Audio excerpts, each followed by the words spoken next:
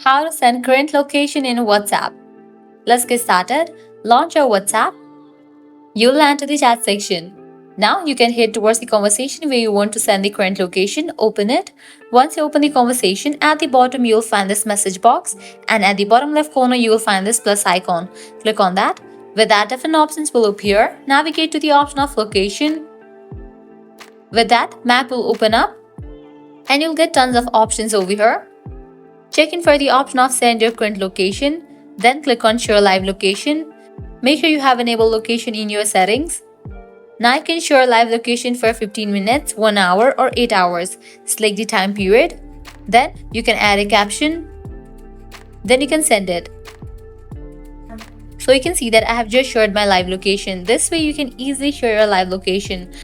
By applying the same process, you can easily share your live location to other people as well. Just open the conversation, click on the plus icon, click on the location option. Automatically, map will open up and it will be directed to the place you are in right now.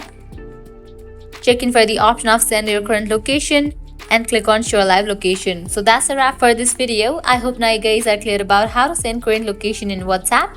At the end, if you guys find this video helpful, don't forget to like, share and subscribe to our channel. Thanks for watching.